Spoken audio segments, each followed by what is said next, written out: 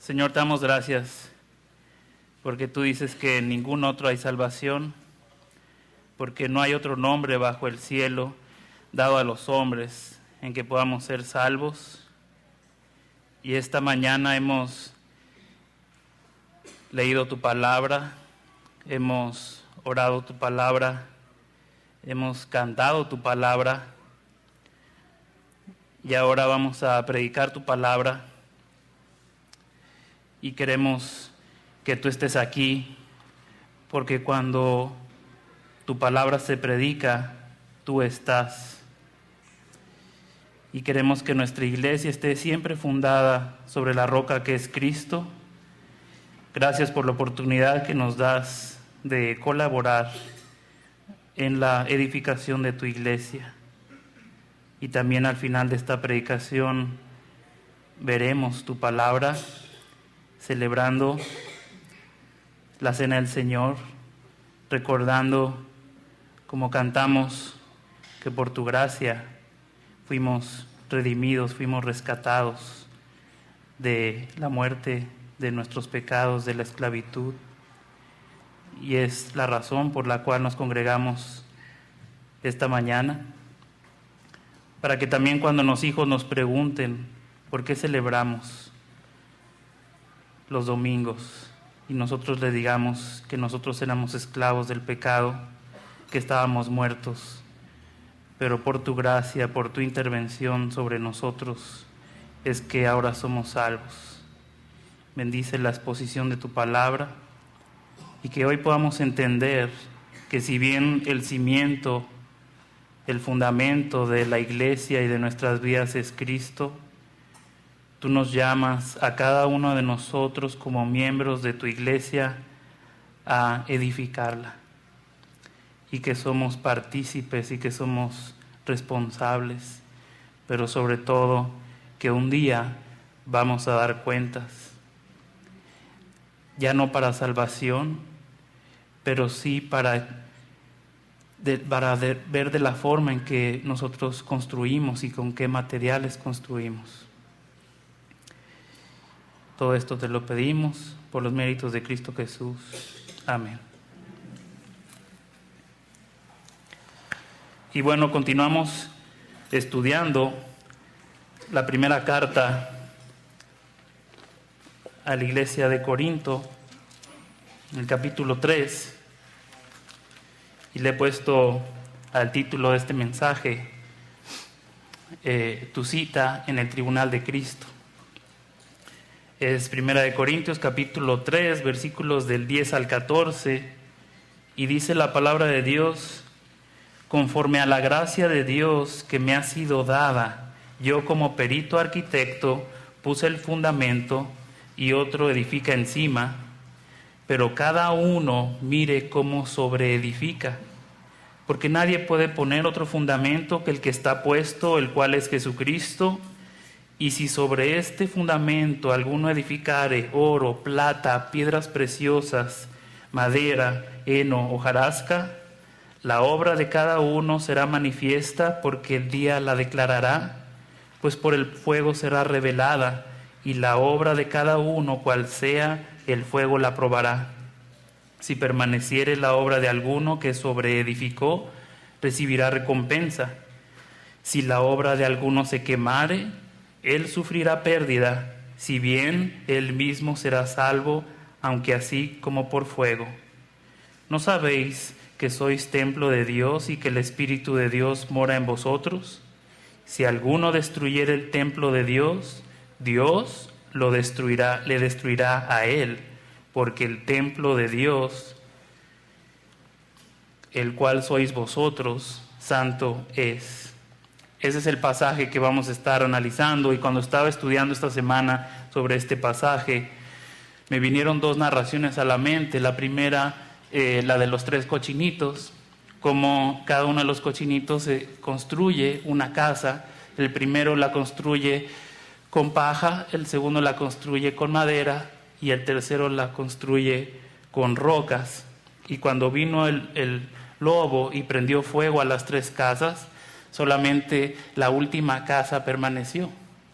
y aún un niño puede entender la enseñanza moral de esa narración, que es que si nosotros construimos diligentemente con los mejores materiales, pasaremos la prueba el día que sea aprobado. Y la segunda narración que me vino a la mente es justamente la que leyó Mario acerca del hombre sabio y el hombre necio. Uno construye su casa sobre la arena y el otro es comparado al que construyó una casa sobre la roca, y cuando vinieron las adversidades, la casa fundada sobre la roca no cayó, y sabemos que la roca es Cristo. Y en estas dos narraciones identificamos la enseñanza moral que nosotros debemos de construir diligentemente con los mejores materiales para ser aprobados el día que seamos probados. Y vimos la semana pasada cómo Pablo utiliza la analogía de la agricultura y por alguna razón, inspirado por el Espíritu Santo, cambia ahora de analogía.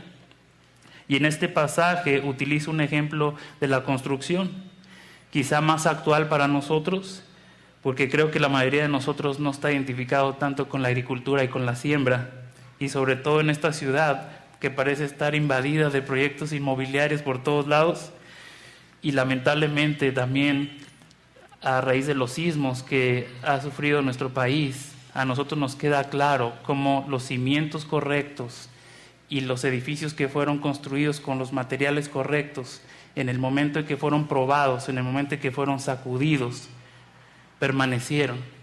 Pero los edificios que no pasaron el estándar y que no tenían los cimientos correctos y que no se construyeron con los materiales correctos, el día que fueron probados, que fueron sacudidos por la adversidad, colapsaron.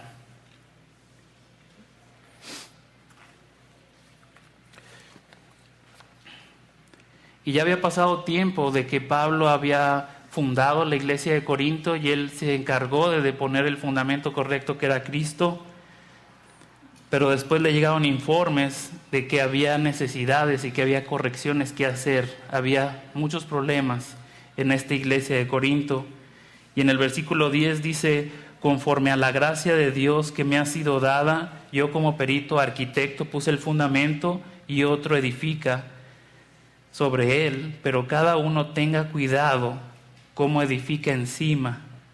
Y las palabras conforme a la gracia son cruciales, porque necesitamos entender que es ese poder que va más allá de nosotros, y es un reto mantenernos no solamente en la doctrina del Evangelio, pero también en la cultura del Evangelio.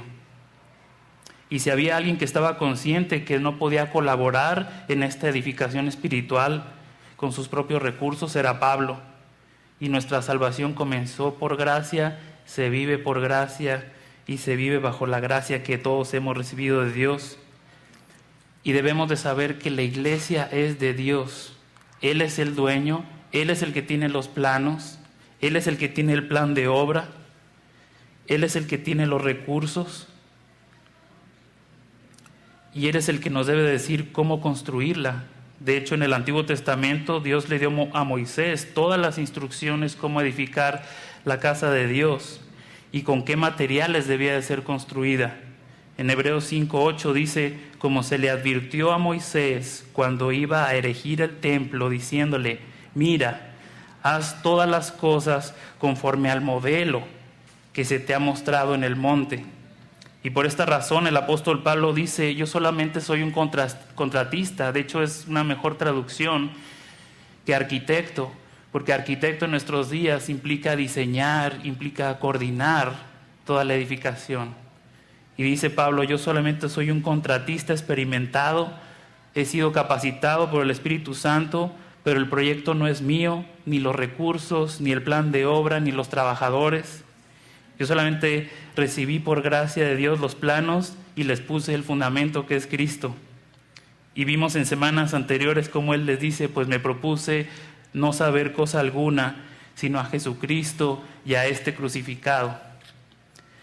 Y había incluso un grupo de creyentes que habían malinterpretado las palabras de Jesús que le dijo a Pedro cuando le dice: yo te digo que tú eres Pedro, y sobre esta roca edificaré mi iglesia, y las puertas del Hades no prevalecerán contra ella. Había, por decirlo así, pedristas, o un grupo que seguían a Pedro, Y el apóstol Pablo les deja claro que el fundamento y la piedra angular, como también cantamos esta mañana, no sería ni Pedro, ni Apolos, ni Pablo, sino sería solo Jesucristo. Y en Efesios capítulo 2, versículo 20 al 22, leemos: edificados sobre el fundamento de los apóstoles y profetas, siendo la principal piedra del ángulo Jesucristo mismo, en quien todo el edificio bien coordinado va creciendo para ser un templo santo en el Señor, en quien vosotros también sois juntamente edificados para morada de Dios en el Espíritu. Y continúa el pasaje diciendo: porque nadie puede poner otro fundamento que el que está puesto, el cual es Jesucristo. Y aunque hayan pasado más de 2000 años, el hombre no tiene derecho para cambiar este diseño que Dios ha dado para su iglesia. Y vivimos en una cultura que nos tienta por medio de la publicidad a que lo nuevo siempre es mejor. La ropa nueva es mejor que la vieja, el auto nuevo es mejor que el auto viejo del abuelo, las nuevas fórmulas, los nuevos sistemas o procesos, la nueva técnica para bajar de peso. Es como si lo nuevo fuera irresistible. Y también decimos que no hay nada como el olor a nuevo.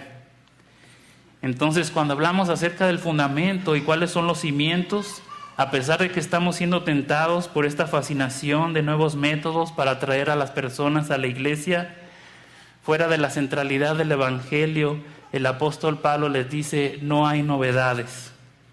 Y vemos como el apóstol Pedro da la misma instrucción en Hechos 4:12, cuando dice: en ningún otro hay salvación, porque no hay otro nombre dado a los hombres bajo el cielo en el que podamos ser salvos. Así que el edificio es un excelente ejemplo para la iglesia, y la Escritura lo utiliza de esta manera. Nuestro Señor Jesucristo está construyendo ese edificio desde el primer siglo. Él fue el que puso los cimientos, y este edificio ha seguido creciendo a medida que pasan los siglos. Pero lo que nos debe de llamar la atención es que este edificio está a punto de ser terminado.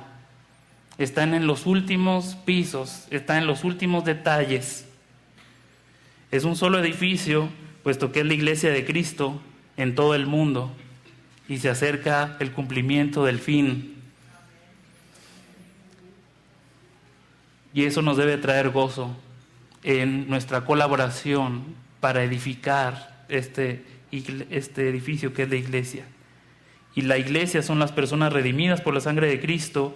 La iglesia no es un edificio físico, y aun cuando ese edificio pudiera ser hermoso, pudiera ser útil, pudiera ser accesible, no fue lo que el Señor tuvo en mente cuando dijo: sobre esta roca edificaré mi iglesia y las puertas del Hades no prevalecerán contra ella. Los cimientos no estarían en Pedro, sino en la confesión de Pedro de quién era Jesús, el Hijo de Dios, el Mesías, el Salvador. Entonces se refiere más bien a las personas. Y este edificio no ha parado de crecer, sigue edificándose por medio de nuestras vidas. Y no sé si se acuerdan la predicación del pastor Carlos Contreras cuando hicimos la extensión de este edificio, que hablaba acerca de 1 Pedro 2:5, cuando decía: vosotros también, como piedras vivas, sed edificados como casa espiritual y sacerdocio santo, para ofrecer sacrificios espirituales aceptables a Dios. Somos colaboradores, y es un edificio espiritual que no está hecho a base de cosas materiales. Es una unión invisible, pero entre personas que son visibles, y para la gloria de Dios. La gloria de Dios es invisible, pero se hace visible cuando nosotros nos reunimos como iglesia, cuando nosotros nos amamos, cuando nosotros nos perdonamos, cuando nosotros nos edificamos y colaboramos en esta edificación. Y las palabras de Dios por medio de su palabra en la Biblia son esos bloques que van confirmando y van edificando la iglesia. Entonces podemos decir que la iglesia son aquellas personas que han creído en Cristo a lo largo de todos los tiempos, que por gracia recibieron el arrepentimiento de sus pecados y la fe para creer en Jesús. Y existe también una manifestación de la iglesia local, que es la que tenemos nosotros en esta mañana. a esta hora y a lo mejor en todo el mundo también. Y la tercera acepción es que también, en un sentido, cada creyente es una figura de esta iglesia, y lo vamos a ver más adelante en 1 Corintios 6:19, cuando dice: ¿O ignoráis que vuestro cuerpo es templo del Espíritu Santo, el cual está en vosotros, el cual tenéis de Dios, y que no sois vuestros? Cada uno de nosotros somos también la iglesia, un lugar donde el Espíritu de Dios ha venido a morar en nuestros corazones. Y cuando la Escritura habla de la iglesia, debemos de tener presente estas tres acepciones. Pero ¿por qué es importante cómo edificamos? No sé si ustedes se habían puesto a pensar, pero una iglesia, considerando que es un edificio, va a ser tan fuerte como lo sean sus cimientos, su fundamento. Y el apóstol Pablo quiere dejarle claro a los corintios y a nosotros cuál es ese fundamento, y no lo va a dejar a debate o a discusión, ni tampoco en esta generación. Y es importante que nosotros sepamos cómo edificamos, porque existe un solo fundamento. Ninguno puede poner otro fundamento que no sea Cristo. Y el mensaje es a los creyentes y a los líderes de la iglesia, que su vida tiene que estar centrada en la doctrina del Evangelio, pero también la vida de los creyentes y de los líderes debe ser semejante a la de Cristo, y a eso le decimos cultura del Evangelio, y eso es lo que edifica. Y es importante cómo y sobre qué edificamos, porque si la iglesia es un edificio, debe de tener la capacidad de soportar la vida de cada uno de nosotros, con sus pecados, con sus malas actitudes, con nuestra personalidad. Pero si a ese edificio le agregamos el peso de las familias, con sus pecados, con sus actitudes, con sus temperamentos, debe tener mucha fuerza, debe tener mucho cimiento. Y si a eso le agregamos a todas esas familias, pero interactuando en ese edificio, sirviendo, ofendiéndose, teniendo fricción, desgaste, desbalance por muchas horas a la semana, por muchos meses, por muchos años, entonces ese edificio tiene que estar cimentado sobre Cristo y por la gracia de Dios. Y si ese edificio no se cae, dice Efesios 3:10, para que la multiforme gracia de Dios pueda ser dada a conocer por medio de la iglesia. Esa gracia de Dios de múltiples formas que la necesitamos para tratar con múltiples personas, de múltiples personalidades, es lo que nos va a ayudar a que se sostenga. Y el único que puede sostener este edificio espiritual y de una forma sobrenatural en nuestras vidas es nuestro Señor Jesucristo. Así es que respecto del fundamento de la iglesia no hay innovación, no hay nada que crear. Y hay iglesias en esta generación que han pretendido remover este fundamento de sus iglesias, trayendo programas atractivos, ministerios, alabanza profesional y muchas cosas más. Pero si no está centrado en el Evangelio de Jesucristo, cuando vengan los problemas y las presiones, no se va a sostener, y menos el día de la prueba. Todo lo que nosotros hagamos, todo lo que nosotros enseñemos, tiene que estar basado en la persona de Jesús, en su vida, en su doctrina, en sus enseñanzas, en su muerte, en su resurrección, en su ascensión, en ese trabajo del Espíritu Santo que nos lo acerca a nosotros, el que va a regresar por su iglesia. A todo esto le podemos llamar cimientos. Y nosotros quizá no podamos tener el control de cuánto podamos avanzar en esa construcción, pero sí somos invitados en este pasaje a observar cómo edificamos y con qué edificamos. Y a lo mejor tú te preguntas, ¿cuál es la preocupación de cómo edificamos? Y tú debes de saber que Dios ama a su iglesia y le preocupa cómo nosotros nos relacionamos. Dios ama a su iglesia y está interesado en cómo nos expresamos acerca de ella, lo que pensamos acerca de ella. y la iglesia se va a beneficiar o se va a perjudicar con la manera en que cada uno de nosotros la edifiquemos. Y tú debes de saber esta mañana que tú puedes fortalecer o debilitar la estructura por no llevar una vida de integridad, de testimonio, por la manera en que hablamos, la manera en que pensamos, la manera en que actuamos, la manera en que creemos, la manera en que vivimos como miembros de esta iglesia. Por eso este pasaje no solamente es para los líderes, sino es para los miembros de cada uno de la iglesia local. El fundamento sobre el cual edificamos es Jesucristo, y Él es el único que puede soportar esa estructura. También la solidez y la profundidad de estos cimientos nos dicen de qué tamaño va a ser la estructura. Incluso nos dicen con qué calidad va a ser levantada esta estructura. Y todos los creyentes en Cristo hemos sido llamados a colaborar con Dios, edificando su iglesia. Y cualquier cosa que nosotros logremos alcanzar solamente va a ser una expresión de su gracia.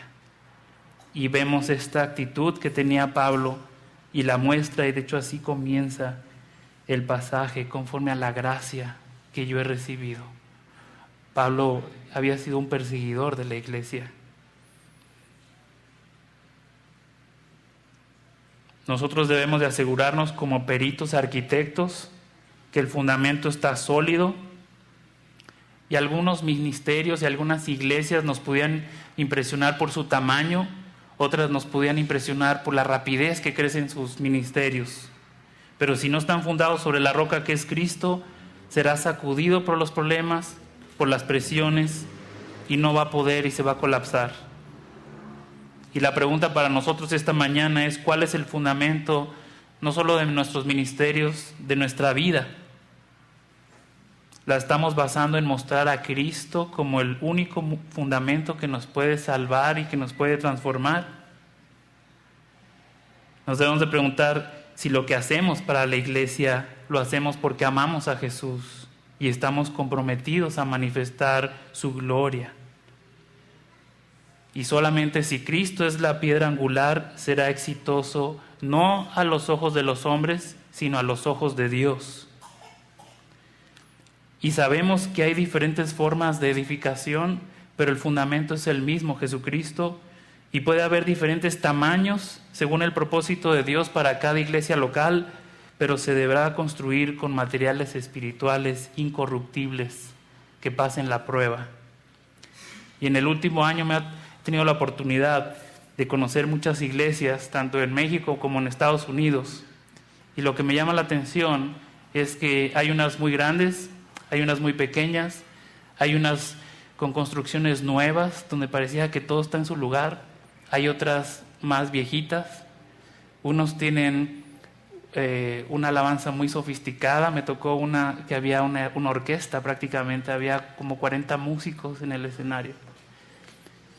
Y también me ha tocado estar en otras donde nada más hay un piano, pero la característica es que en todos Jesucristo es el centro, y eso es lo que debe ser importante.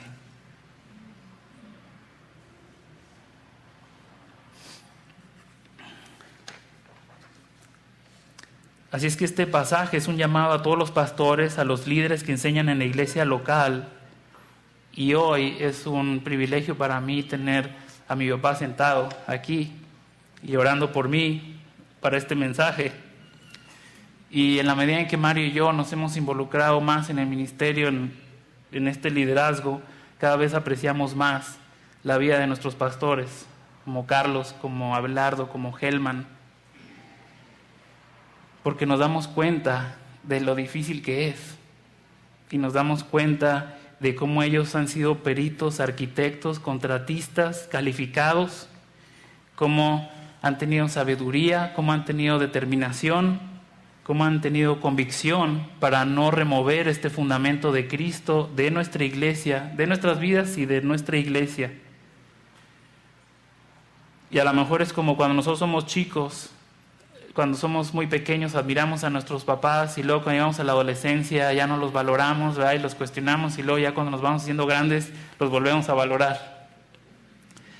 Pero espero que esa sea la actitud que ustedes tengan acerca de sus pastores también. Y estar agradecidos que aunque pasen generaciones y aunque pasen más de 30, 40 años, el fundamento es el mismo, el fundamento no ha cambiado. Y seguimos sin movernos de la esperanza que hemos recibido. Y hoy nos debe de quedar claro que no solamente es un llamado para pastores y líderes, pero es un llamado para todos los miembros que pertenecen a una iglesia local. ¿Cuál es el fundamento de tu vida? ¿Verdaderamente es Cristo? ¿Es lo que te sostiene todos los días? ¿O por medio de las presiones y las filosofías de este mundo, inconscientemente y conscientemente la has ido removiendo, la has sustituido por sabiduría humana, por modas, pensamientos? Y probablemente hoy estás siendo sacudido por problemas personales, matrimoniales, familiares, enfermedad, injusticias, y sientes que tu vida se tambalea, que sufre cuarteaduras ante las presiones y tienes que hacer algo. Cristo no solamente es el fundamento, sino que define la forma como edificamos su iglesia, pero no de una forma egoísta, porque Él le interesa que nosotros recibamos recompensas. Es un Dios generoso.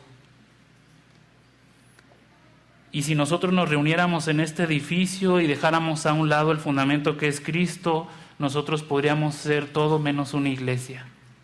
Podríamos hacer una comunidad padrísima, podríamos formar una C con una causa social, humana, pero no seríamos una iglesia y no sería sobrenatural y en algún punto colapsaría.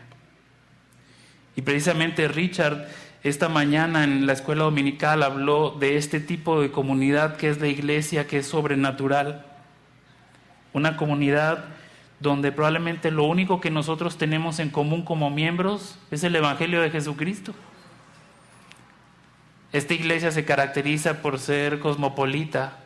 Yo soy de Monterrey, hay gente de Sinaloa, de Sonora, de Chiapas, de Mérida, del DF, de Puebla. No quiero olvidar ningún otro estado. Chiapas, Oaxaca, Jalisco. Y lo único que nosotros podíamos tener es el Evangelio de Jesucristo y su misericordia para nosotros como pecadores.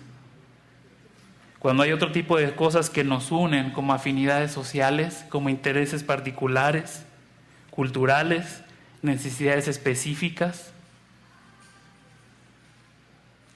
y podemos seguir unidos, entonces no es una comunidad sobrenatural.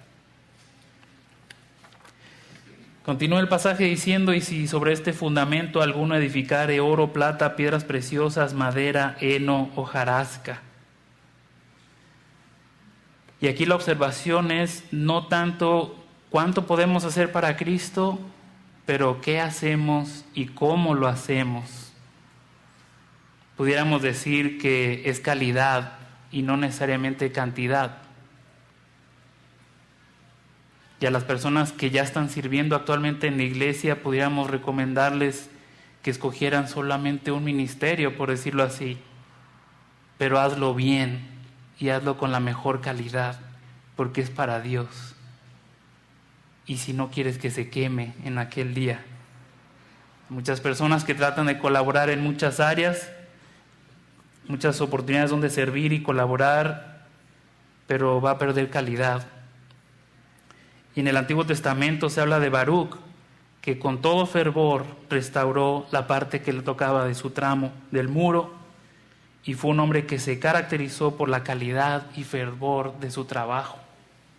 Así es como la gente de tu ministerio, de tus hermanos, te conoce. Sí, yo siempre quiero trabajar y colaborar con este cristiano porque trabaja con fervor, con calidad. Y para las personas que aún no están sirviendo, pídele a Dios que produzca en tu corazón un amor para que puedas servir, pero sirviendo sobre el fundamento que es Cristo. Y para todas esas personas que ya están colaborando en la edificación de la iglesia, Dios dice que no es injusto para olvidar la obra de amor que has mostrado para su nombre. Jesús no solamente nos da su gracia, sino que nos dice con qué materiales debemos de construir para que no se pierda, porque nos quiere recompensar. Y en Hebreos 6:10 dice: porque Dios no es injusto como para olvidarse de vuestra obra y del amor que habéis mostrado hacia su nombre, habiendo servido y sirviendo aún a los santos. Y esta es nuestra motivación, es un Dios que recompensa. La iglesia no pertenece a ningún predicador, a ninguna congregación, a ninguna denominación en específico. La iglesia le pertenece a Cristo, porque la compró con su propia sangre. Y Cristo ama a su iglesia y nos dice que si queremos colaborar con Él, debemos de reunir ciertos requisitos.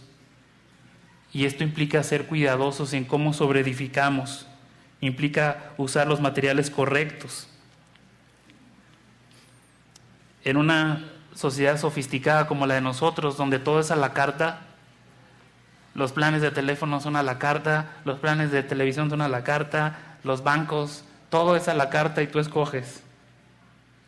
Aquí pareciera que hay 6 tipos de materiales dentro de los cuales podemos escoger para construir, pero la verdad es que no es así. Solamente hay 2 clases de materiales: los costosos, los escasos, y los incorruptibles, los eternos, o los baratos, los abundantes, los corruptibles y perecederos. Los corruptibles o los incorruptibles. La primera clase de materiales leemos que es oro, plata, piedras preciosas, son materiales de calidad, representan la sana doctrina, la obra de redención, la sabiduría de Dios por medio de los apóstoles y profetas, que son aptos para la construcción espiritual sobre el fundamento que es Cristo crucificado. Y estos materiales sí van a resistir la prueba de fuego en el tribunal de Cristo. La segunda clase de materiales es madera, heno, hojarasca, son inferiores, no son aptos para la construcción del edificio espiritual que es la iglesia, pues no podrán resistir cuando sean probados por fuego. Tiene que ver con la sabiduría humana, que ve la palabra de la cruz como una locura, las conjeturas, la fragilidad del pensamiento humano, del esfuerzo humano que se consume en el fuego. Y si no estás edificando tu propia vida y la vida de otras personas con la palabra de Dios, la estarás edificando con tus propias palabras y sabiduría humana. No hay alternativa. O es con las palabras de Dios o es con nuestras propias palabras. No hay puntos intermedios. Es una o es la otra, la sabiduría del mundo o la sabiduría de Dios. Y vamos a ver algunos ejemplos. El servicio a Dios, cuando está fundado en la gracia, en la gratitud, en imitar la vida de Cristo, es como oro, plata, piedras preciosas. Pero cuando está presente la flojera, la indiferencia, dejando que otros hagan, que otros trabajen, es como madera, heno, hojarasca ante los ojos de Dios. La generosidad para con Dios y para con su iglesia, cuando tú eres un dador alegre y buscas oportunidades para invertir tu tiempo y tu dinero en la iglesia y en otros creyentes, eres como la persona que está construyendo con oro, plata, piedras preciosas. Pero cuando eres una persona centrada en ti mismo, en tus planes, en tu propio beneficio, cuando dices, yo no tengo tiempo para venir a la iglesia, quizá nada más los domingos, porque soy una persona muy ocupada. Y no me pidas darle dinero a Dios porque yo no puedo ofrendar, yo tengo muchos compromisos que pagar. Tú serás esa persona que construye con madera, heno, hojarasca. Cuando hablamos de congregarnos, asistir a la iglesia con un corazón agradecido para alabar, para adorar a Dios por la salvación tan grande, es construir con materiales que van a resistir la prueba. pero venir con un corazón duro, egoísta, por cumplir, para impresionar a otros.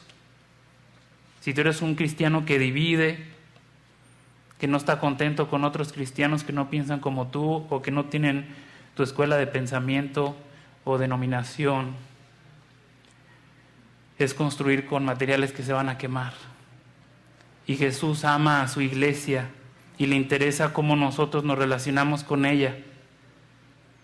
Jesús ama a su iglesia y está al pendiente de cómo nos expresamos, de si la valoramos, cómo testificamos de ella, cómo vivimos y cómo la edificamos. ¿Y por qué debemos examinarnos y probarnos si tenemos estos materiales? Dice, la obra de cada uno se hará manifiesta, porque el día la declarará, pues por el fuego será revelada, y la obra de cada uno, cual sea, el fuego la probará. Un día tu trabajo y el mío va a ser auditado, va a ser juzgado, pero va a ser juzgado por Cristo mismo en el tribunal.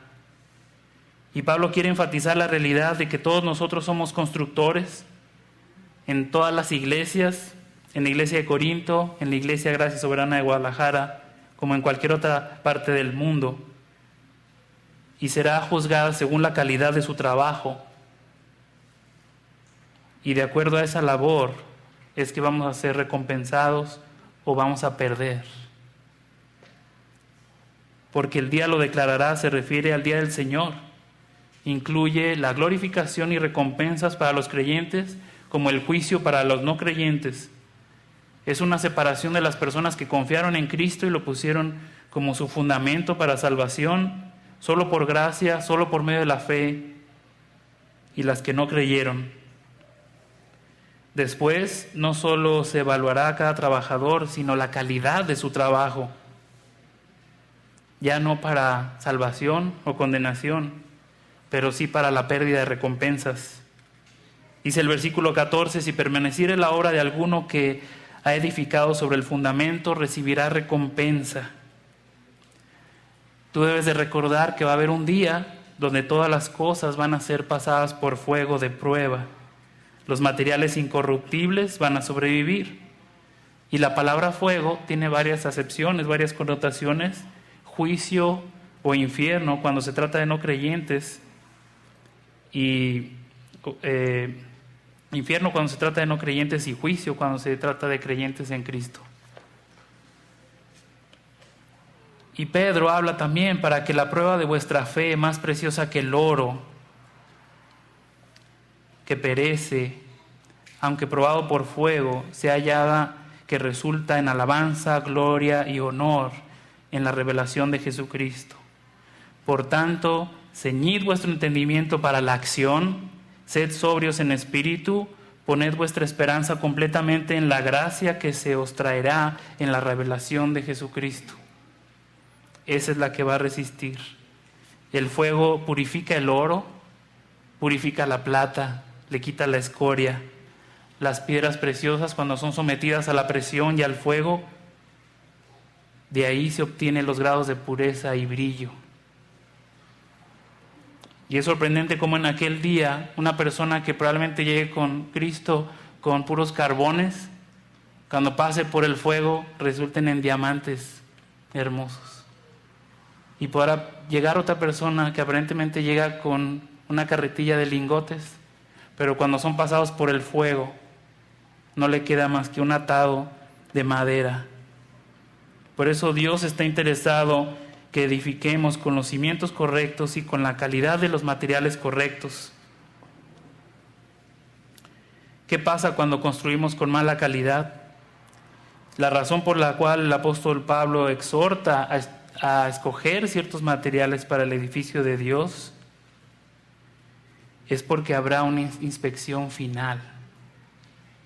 Todos los creyentes recibiremos recompensas o sufriremos pérdida en base a la calidad de nuestra labor. Y ya vimos que Dios no es deudor de nadie, y Él le asegura a cada cristiano que va a recibir recompensas si usa los materiales correctos. Dios va a estar inspeccionando nuestras obras. Vamos a leer 2 Corintios 5:10.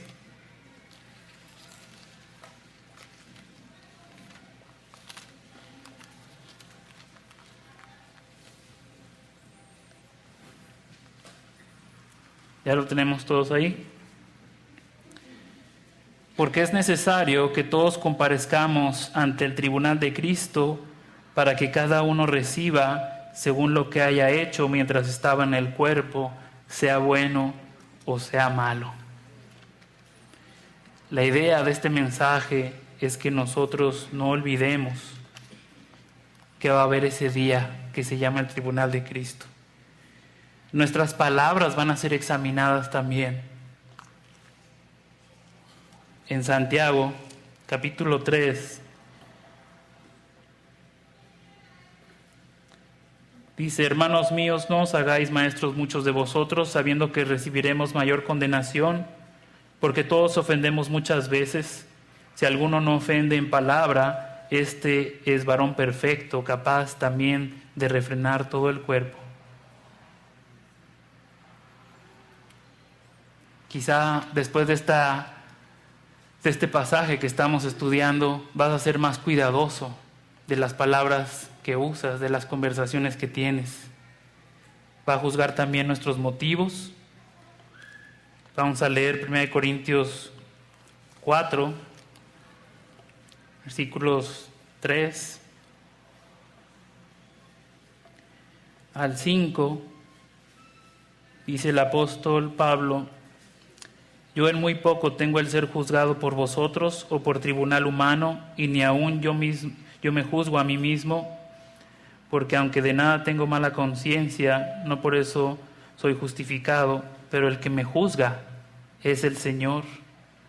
Así que no juzguéis nada antes de tiempo, antes que venga el Señor, el cual aclarará también lo oculto de las tinieblas y manifestará las intenciones de los corazones, y entonces cada uno recibirá su alabanza de Dios.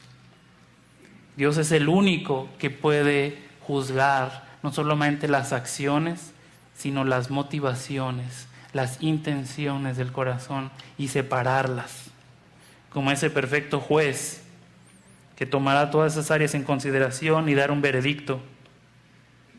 A los pastores, a los maestros, a los líderes, nos tenemos que preguntar si la palabra de Dios que predicamos la estamos predicando con la intención de que sea el cimiento, el fundamento, y no nuestro intelecto, nuestras conjeturas, nuestra propia sabiduría o elocuencia. Y a los creyentes se tienen que preguntar si tu testimonio personal, matrimonial, como familia, te respalda lo que tú dices creer, honrando el nombre de Cristo por la manera en que te conduces en tu trabajo, con tus vecinos, con tu familia.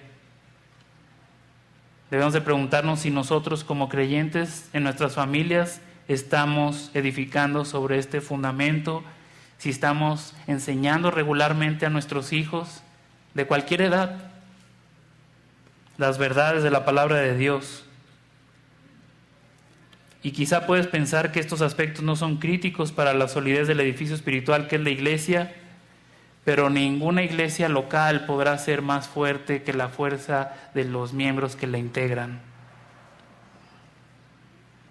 Que su enseñanza, que sus ministerios, que su vida de oración, que su servicio, que sus motivos, que nuestra paternidad, que nuestra generosidad, que nuestra hospitalidad. Y muchos cristianos hoy en día están ignorando este mandato de mirar cómo sobreedificamos. Versículo 15: si la obra de alguno se quemare, él sufrirá pérdida. ¿Qué tipo de constructores queremos ser? Pablo, al escribirles a los corintios, concibe la posibilidad de que algunos miembros de la iglesia, su labor pueda quemarse, pueda perderse en el fuego, y quiere que ellos sean conscientes la pérdida de recompensas se iba a deber haber invertido sus vidas en actividades que no tenían nada que ver con Dios, con lo eterno, con divisiones infructuosas, con jactancia, con sabiduría propia. Las vidas cristianas sin fruto son vidas que se viven de forma egoísta, solamente para nosotros mismos. Y aunque esto es una tragedia para cada iglesia local, es una tragedia primeramente para cada persona, que es la que pierde recompensas. Pablo concluye esta sección diciendo: si bien él mismo será salvo, aunque así como por fuego. Todos los creyentes de Corinto, como nosotros, sufriremos pérdida y recompensas por nuestra labor, aunque si tuvimos el fundamento de Cristo para salvación, por gracia, seremos salvos. La frase, aunque así como por fuego, tiene el significado de escapar con dificultad. Y la expresión hace referencia al fuego que prueba el trabajo de los corintios, y vemos algunos pasajes que hacen alusión a esto y nos presenta la solemnidad y la naturaleza de ese tribunal de Cristo que habemos olvidado o que olvidamos todos los días. Judas 23 dice: a otros salvad, arrebatándolos del fuego, y de otros tened misericordia. Si tú eres una persona que has venido viviendo como salvo, como por fuego, porque has pensado en tu corazón, pues ya algunos trabajan, yo no necesito trabajar, otros pueden trabajar para Dios, yo con eso me basta, con ser salvo.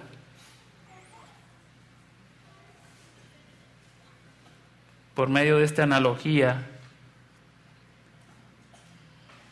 pudiera ser que Dios cambie la actitud de tu corazón, porque aunque el cielo va a ser un lugar inmenso de gozo, también va a ser de pérdida para algunos.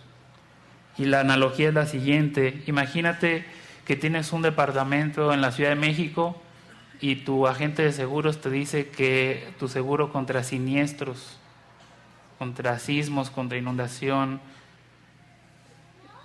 la póliza ya caducó y la tienes que renovar. Y tú, como buen mexicano, le dices: bueno, pues gracias por marcarme, lo voy a pensar, ahorita no tengo dinero. Y al día siguiente en la mañana viene un temblor muy fuerte. Por la gracia de Dios, permite que tú salgas con tu familia de ese edificio y te puedas colocar en la esquina contraria y ver cómo se desploma. ¿Qué sentirías? ¿Qué pasaría por tu corazón? Yo creo que una mezcla de sentimientos. Por un lado, acabas de ser librado de la muerte, tú y tu familia, una forma milagrosa. Pero por otra, estás embargado con un sentimiento de que ha habido pérdida por causa de tu negligencia.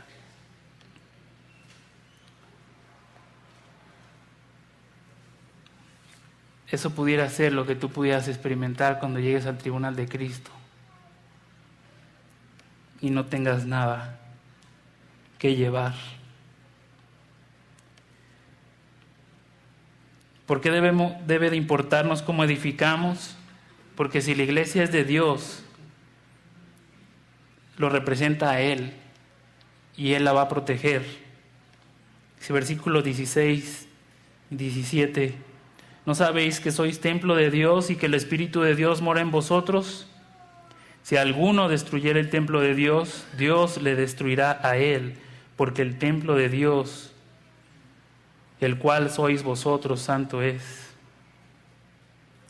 Y esta es la seriedad de la advertencia. Si tú eres un creyente que no ha madurado, que estás viviendo de tal manera, que estás dañando a la iglesia con tu testimonio, destruyéndola, el pasaje dice que Dios te destruirá a ti. Y eso debe de producir un temor reverente. En la iglesia del primer siglo, en Hechos 5, hay un evento donde habla acerca de Ananías y Zafira. Y le dice el apóstol Pedro a Ananías: ¿por qué ya no llenó Satanás tu corazón para que mintieses al Espíritu Santo y sustrajeses del precio de la heredad. Reteniéndola no te quedaba a ti y vendida no estaba en tu poder. ¿Por qué pusiste esto en tu corazón? No has mentido a los hombres, sino a Dios. Y al oír Ananías estas palabras, cayó y expiró, y vino un gran temor sobre todos los que la oyeron.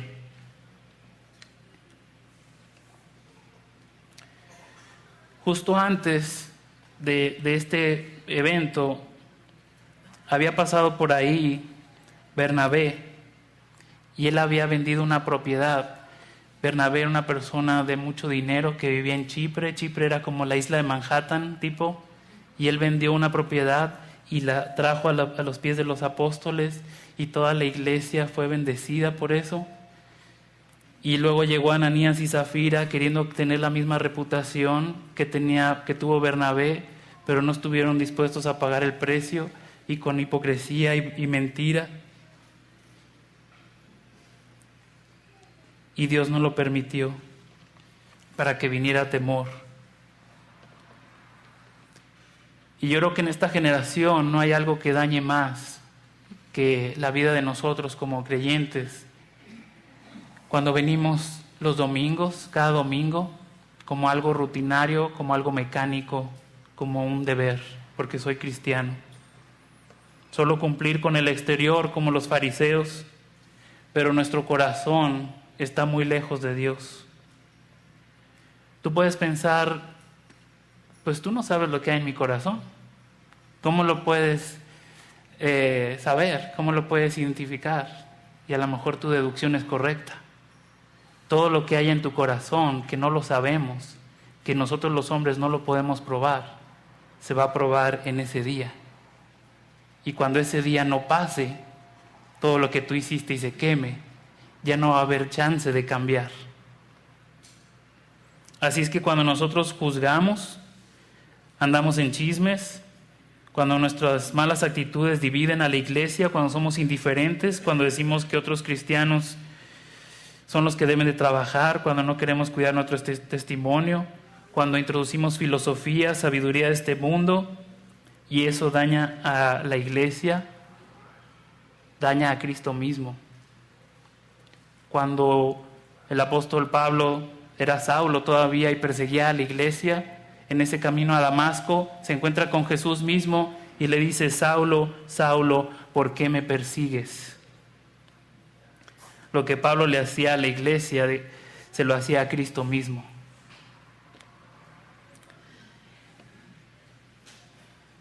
Debemos de preguntarnos si amamos a la iglesia como Cristo la amó y se entregó por ella. Debes de preguntarte si con tus actitudes para con la iglesia, lo que piensas de ella, tu nivel de compromiso o tu falta de compromiso, se puede decir que con todo eso tú estás colaborando para la iglesia o la estás destruyendo. Por eso la exhortación de Pablo está a tener cuidado cómo sobreedificamos. Y si sobre este fundamento que es Cristo, las iglesias de cualquier denominación que remuevan el evangelio de Cristo, ya sea en doctrina o en cultura, cuando enfrenten las presiones de los tiempos se van a colapsar. Los matrimonios y las familias que han sacado el evangelio de Cristo y ya no lo tienen por fundamento y lo han sustituido por filosofías, por enseñanzas de hombres, cuando vengan esos tiempos, sus vidas se van a colapsar. Sus integrantes se volverán fríos, indiferentes, solitarios, sin esperanza, alejados de Dios.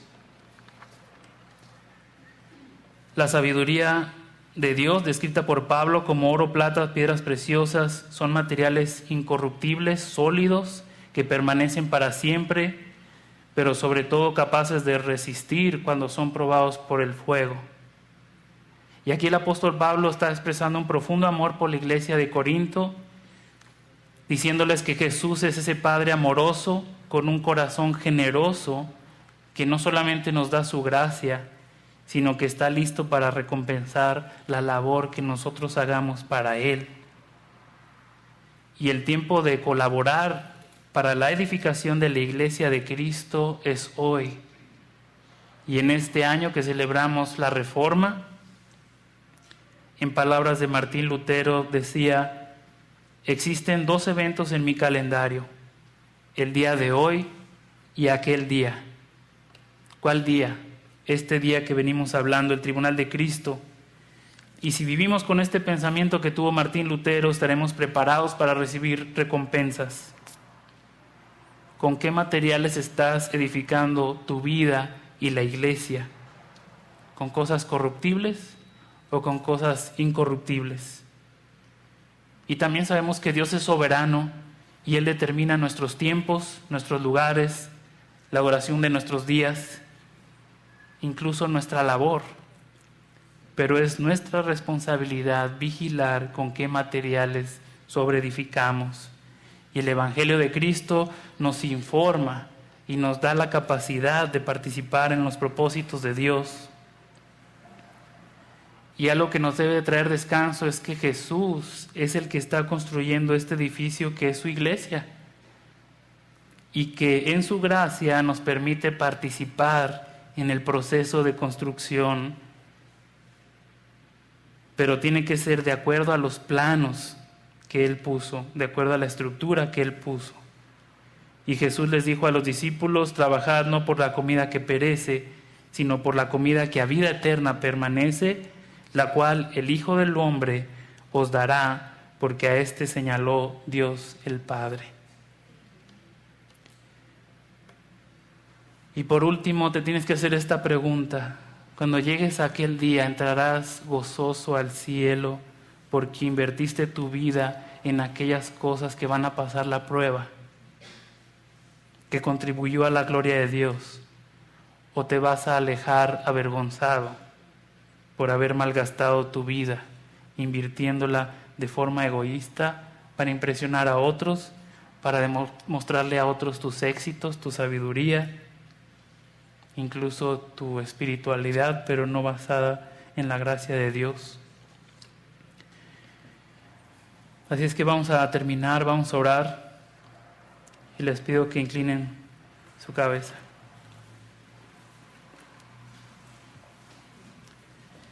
Señor, en esta mañana nosotros queremos unirnos a la oración de Pablo.